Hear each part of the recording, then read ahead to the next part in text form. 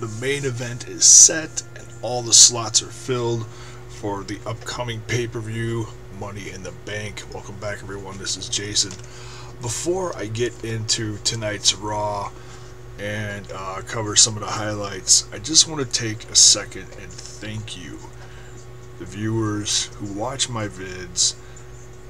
My last video I did was just a quick 5-minute video, almost 6 minutes video on some news on WWE 2K15, and I must have done something right because it has earned over 800 views, making it one of the highest viewed videos on my channel.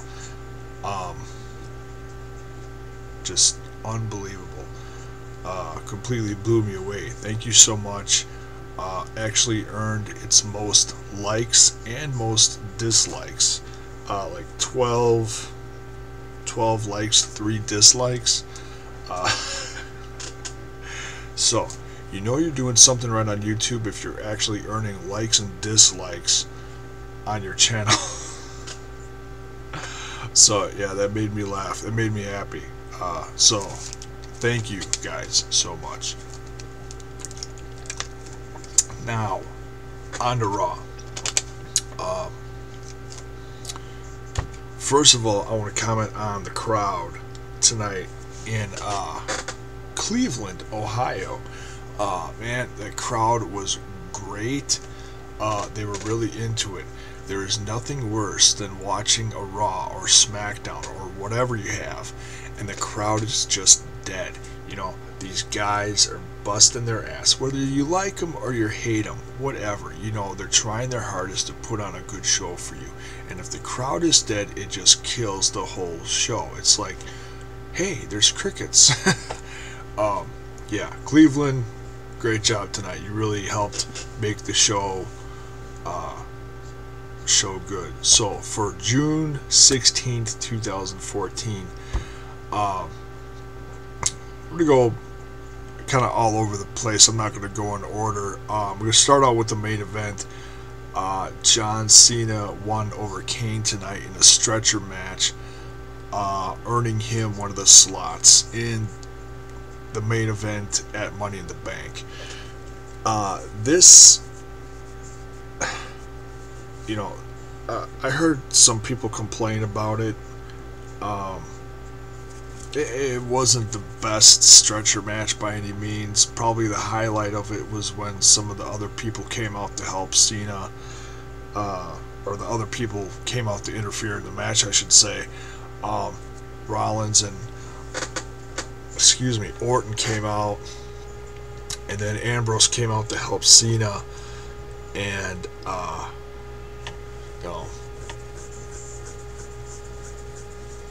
and that became a big hot mess. And then I don't know, it just, was it me or was that final attitude adjustment from Kane onto the stretcher at the top of the stage the weakest you've seen in history? Honestly, it just, you know, he flopped him on, pushed him across the line at the top of the stage in the main event, and it just, I don't know, I thought it was weak as heck, you know.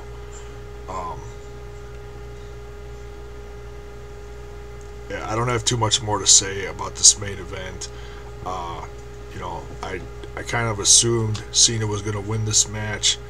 I'm glad he's in the main event for the pay-per-view, but overall, the stretcher match itself just was not that great. It was what it was, you know.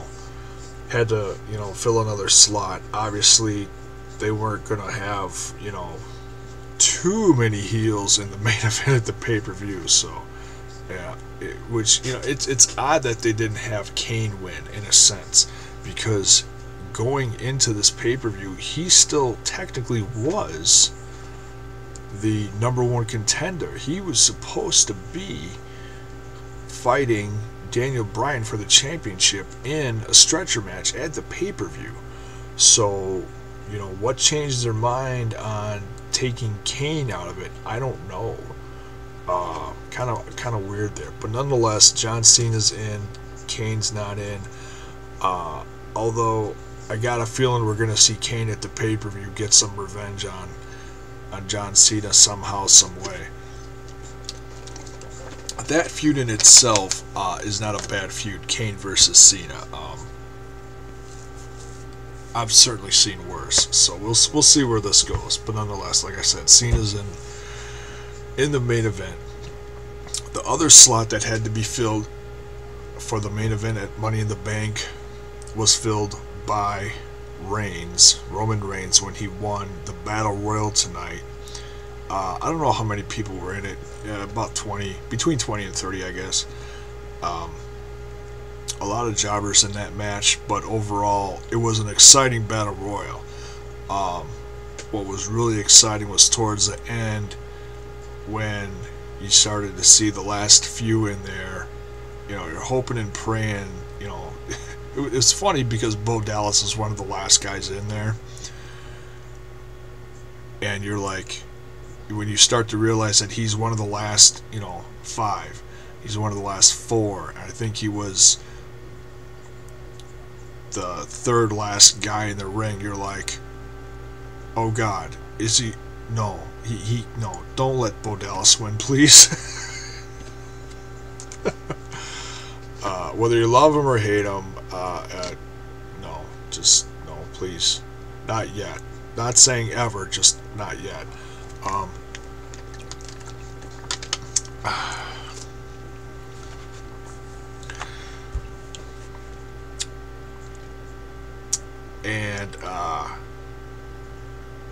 And then to end the match was Rusev and Reigns, and that was pretty cool. That actually got the crowd pretty psyched, and to hear the crowd get psyched about that made the end of that match just that much more exciting. And of course, Reigns came out on top in the end, which had him fill the other last slot in the Money in the Bank main event match. So you got Sheamus, you got Cena, you got Reigns, you've got Cesaro, Bray Wyatt, and I'm drawing a blank here. Rio. Who's the 7th guy? Oh, Orton. The shoe-in. Yeah. It has the potential to be one of the best ladder matches in WWE history. Yeah, I know, it sounds kind of retarded me saying that, but no, it really does. If they plan it right, if they work it right, it really does. And this is one, I'll do a prediction video next week, after next week's Raw, and the Go Home show. Over the course of this next week, I'm going to have to try to pick a winner, along with the rest of you fans. Would love to hear your thoughts on that. Yeah, this is a tough one. You're like, oh, well, it's got to be this guy, or it's got to be that guy. Well, this is actually a match where I don't think you can assume a winner. I'm sure some people assume it's going to be Cena. Some people assume it's going to be Reigns. Well, into my next segment that I'm going to be talking about here with Bray Wyatt, gosh, he's got a ton of momentum behind him. It could be him. We saw Sheamus go against Bray Wyatt. Bray Wyatt cuts another 5-star promo in the ring. Unbelievable. He's got the whole crowd behind him. He's like the biggest heel in the company right now, in my opinion. And yet, can you really call him a heel when you got the entire crowd, the entire arena singing along with you, man? It's really something, What is he? I don't know. But the fans love him. He's got a huge fan base behind him. This match tonight saw a ton of chaos when the Usos came out and were trying to help Sheamus fend off the entire Wyatt family towards the end of the match, and it said it was decided. You know, they announced that it's going to be Harper and Rowan against the Usos at Money in the Bank. So we have that match set in stone too. I see a title change with that one coming. I really do. I'd be very shocked if the Usos won at the pay-per-view. I really like this rivalry, though. I hope it's not just a one and done. I hope this continues on for a while, at least with a rematch or whatever. Hey, what do you think about the Wyatts walking out with all the gold? Could happen. Could very well happen. Is it too early for Bray? I don't know. But I'll talk more about that in my prediction video next week. What else happened tonight? Let's see. We saw Paige beat Cameron, and that was an okay match. Cameron's getting a little better. She's not great. She did more just kind of, catty stuff. Not a lot of real wrestling stuff like Paige does. Paige is phenomenal. I think the crowd is still kind of trying to figure out Paige, and it's just because they don't know a lot about her. They haven't seen enough of her yet. If I can tell you guys anything, go find some old matches of Paige from FCW or NXT. Go find her old matches. She, in my opinion, is probably one of the best diva wrestlers I've seen in the last 10 years. She is phenomenal. She has a decent amount of charisma. She's not great on the microphone, which is a part of that charisma, but she's what her talent in the ring makes up for it. Trust me, okay? So do yourself a favor. If you're not sold on her yet, do some research. Go check out some of her older matches. You'll understand why she's Divas Champ. We also saw what else? Adam Rose beat Fandango. Well, it was supposed to be Fandango and Layla against Summer Rae and Adam Rose, but the Divas ran to the back chasing each other out of the ring, which left Adam Rose and Fandango. Adam Rose beat Fandango, and then he celebrated with Kevin Hart, who is, like the host, promoting his new movie. Pretty much pointless him being on the show. Don't get me wrong, Kevin Hart's a very funny guy, but I don't know, unless you really get involved in the show, it's kind of pointless for you to be there, for a whole, cup of coffee. But, an entertaining segment nonetheless. I like Adam Rose. I dig it.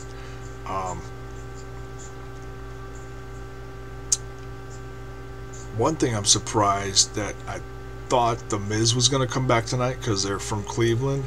It didn't happen tonight.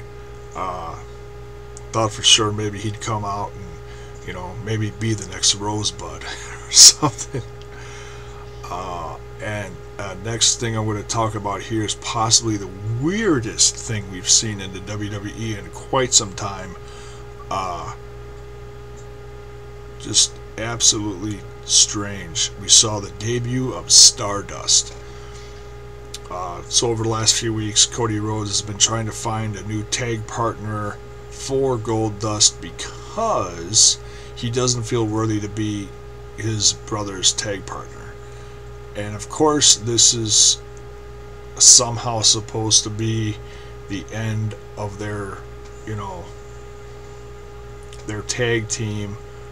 Supposed to be beginning of their rivalry. Well, this is quite the weird way to go about doing it. But as uncomfortable as it was seeing Cody Rhodes all in the Goldust like makeup.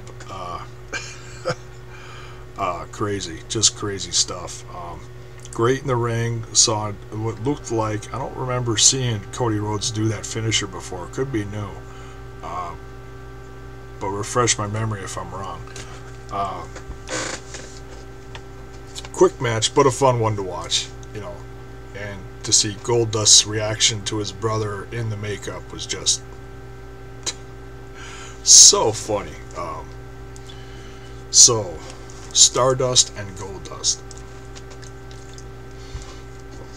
Yeah, maybe they're not gonna break them up. Maybe I'm wrong, but you know, I know a lot of people were looking forward to that around WrestleMania time. Never happened, and well, we'll see where it goes. But nonetheless, something new, entertaining, and weird to watch from Goldust and now Stardust. Beating Ryback tonight. Now, what I thought was one of the best segments of the entire show was the segment that kicked off Raw. And I'm not talking about the Authority coming out. I'm talking about the segment afterwards, where you know, this whole dissolving of the Shield. You know, fans are still upset about that, including myself. You know, they were at really high, great momentum to see, you know, Reigns, Rollins, and Ambrose, you know, really doing great as the Shield, and now it's done. And from what it looks like, Reigns is going to keep the Shield tactical, you know, gear stuff for the time being until they figure out what to, you know, what else to put on them, you know, go back to trunks or whatever. Or maybe he'll keep it on for a while, who knows. He's going to keep that music. It looks like Seth Rollins and Dean Ambrose both have new music. We saw last week Rollins came out with new music. Tonight, in the ending of the segment between Rollins and Ambrose, we saw Ambrose have new music too. So it looks like they're really starting to separate them. Everybody's doing their own thing now. Well, Rollins and Ambrose are, you know, going to continue this feud. Probably going to have a match at Money in the Bank. And in my opinion, is going to be one of the best feuds of the summer. I hope to God they don't rush this, because if you have seen their feud 2 years ago back in FCW, and it was one of the best feuds I'd seen in wrestling in a long time. It was when I really started to get to know Seth Rollins and Dean Ambrose as wrestlers. Watch them grow in FCW and develop their characters, learn the wrestling style, and just really, you know, like I said, get to know them. And now to see it happen 2 years later, now on the main roster, and see it completely flipped on its head, because the crowd's cheering for Dean Ambrose now, and they're booing Seth Rollins. It's doing a complete 180 from what it was a couple of years ago. But it's so, for me, it's so much fun to watch, because, like I said, Ambrose and Rollins and Reigns are some of my favorite guys to watch. And to watch this all explode now on the Raw roster is just absolutely tremendous. It's priceless. It really is. To really see these guys break out and do their thing. I mean, they're really just really letting them go and do what they do best, you know. It's so great to watch. I might do a whole video just on the breakup of the Shield coming up within the next week or so. We'll see. Leading into the pay-per-view, talking about that a bit. And that's about it. I think that's covered just about everything. There was a couple other things, but I just didn't really feel like, talking about every single little thing on here. I didn't want to drag this out forever. The only other thing I was going to bring up, only negative thing that I could think of off the top of my head, was the match between Slater and Rusev. It starts off, and they show Slater in the ring, and JBL. Yeah, I understand he's a heel commentator and whatever, and he's going to be a smart ass, and sometimes you're going to agree with him, sometimes you're going to disagree with him. But what he said to start off the segment, I thought was a real dick move. Saying, hey, he's a one-man band now. Obviously referring to Jinder Mahal and Drew McIntyre being let go a few days ago. You know what? That was... okay, it happened. That's fine. Fans are over it. Whatever. Got to move on, and Slater's got to do his own thing now, whether it be with Hornswoggle or as a solo star now or whatever. But for crying out loud, really, did you have to rub it in like that? I don't know. I just really thought it was a dick move. Thought he sounded like an asshole. Seriously. Yeah, okay, of course he's a one-man band now. But just the way he said it, I don't know, just rubbed me wrong. There's ways to come across as a heel on TV, and then there's other ways where it's just like, alright, that was unnecessary. So that's my little tiny rant on that. Really good show overall.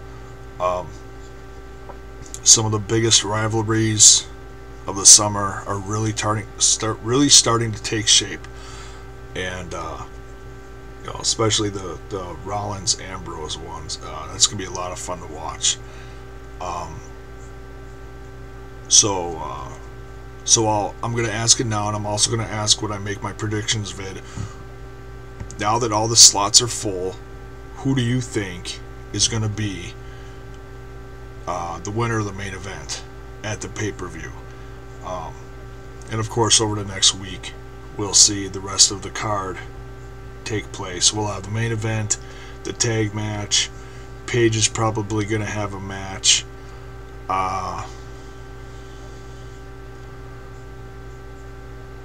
Who knows? It'll all come together. They'll come up with a handful more matches. We'll see. But yeah, it's looking like this is going to be a fun pay-per-view. We'll have to see what happens over the course of the next week between SmackDown and next week and whatnot. The match that they made for main event looks like it's going to be pretty good too. Sheamus and the Usos against the Wyatt family. That should be exciting. Nice little preview to the pay-per-view also. Alright, so that's my thoughts on that. Thanks for watching, guys. Have a good one.